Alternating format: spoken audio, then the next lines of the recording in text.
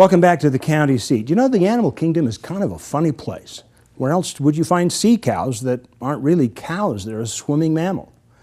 Or, on the other hand, prairie dogs. Well, they're not really dogs. They're a rodent. They're a member of the rodent family. They can burrow up to 10 feet deep, and they can also carry the bubonic plague. So what happens when a colony of these critters invades your community? Well, the answers aren't as simple as you might think. Here with that report is Terry Wood. Bald eagles perching high above, a symbol of the American spirit. Humpback whales breaching the surface of the ocean on their 1,000-mile swim. These are just a couple of the animals we think of when we hear about endangered or threatened species. Not every threatened species falls into that lofty category, however. In the case of the Utah Prairie Dog, listed as threatened in 1984, the federal law indicates they are in need of protection, but local sentiment in Iron County sees them as a destructive nuisance. But the big problem we have in the county is with development. The prairie dogs are in control, not the people.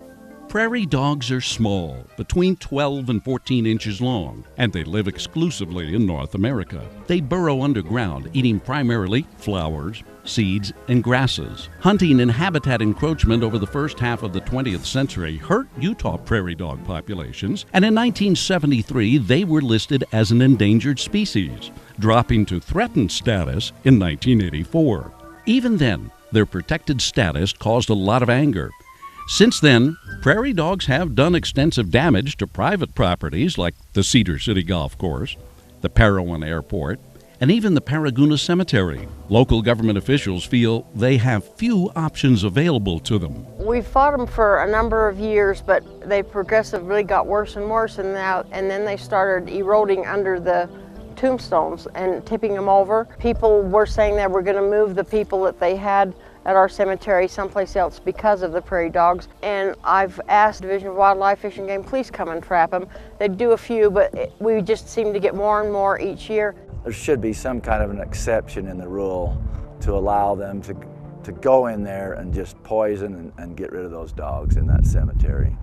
The Division of Wildlife, working with the BLM and the Forest Service, has translocation sites that they take prairie dogs to, and they've been taken off farms, but they do a pretty good job of trapping, and they take hundreds of dogs off.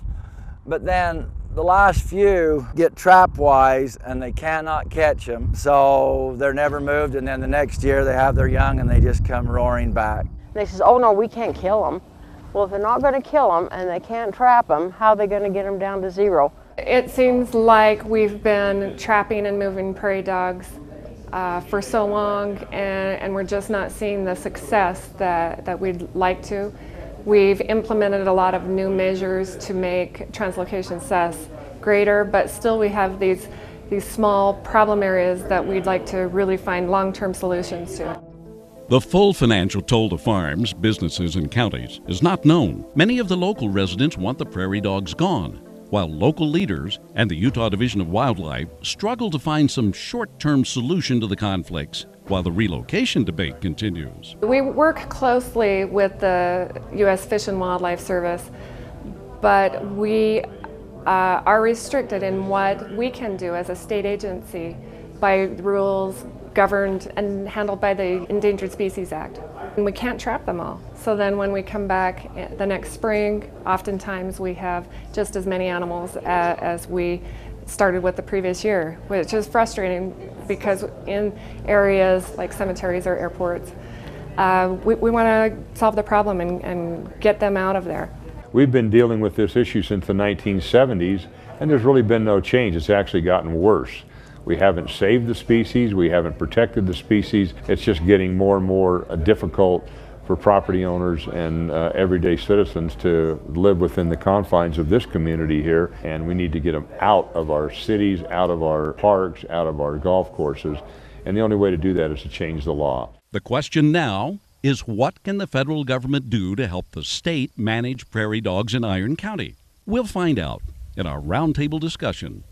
For the county seat, I'm Terry Wood. Thank you, Terry, for that report. We will have a discussion about prairie dogs. Joining us will be a distinguished panel for both the state and federal government. We will be back with more of the county seat right after this commercial break.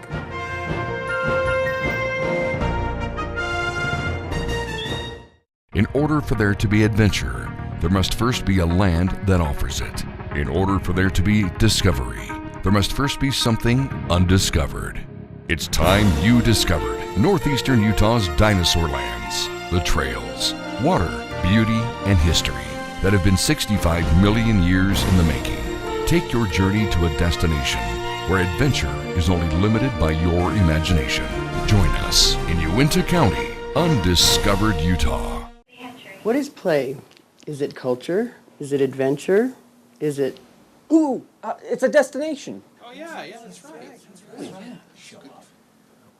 That's correct. Cedar City and Bryan Head Resort in the heart of Iron County, where outdoor excitement, culture, and the iron industry melts together. Come and forge a new adventure where play is the thing. You haven't forgotten how to play. It's just that you haven't been to the right place yet. How would you spend an extra day in Utah Valley?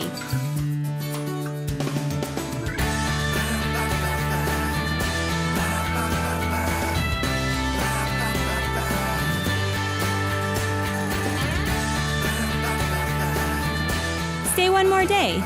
Visit utahvalley.com to make reservations. Utah Valley. Bring everyone together. If you look up epic in the dictionary, it's defined as heroic, majestic, or impressively great. Here in Kane County, Utah, we don't need a dictionary to tell us that. We live it every day. Stop reading about life and start experiencing it in Kane County. ATV adventures, Jeep excursions, hike a world where the Old West was yesterday and tomorrow is just over the horizon. Kane County, Utah, where epic is more than just a word, it's our way of life. Native Americans called it the land of the sleeping rainbow. It's a place of unparalleled enchantment. Join us for our 2011 8th Annual Blast from the Past Car Show in Salina, Utah. Each year, the Blast from the Past Volunteer Committee gathers with hundreds of classic cars in top condition for a weekend of fun, food, and friendship. The Blast from the Past Annual Car Show is held just off Interstate 70 at North Sevier Middle School, 135 North, 100 West in Salina, Utah, Sevier County. Come, explore the Paiute Trail and beyond.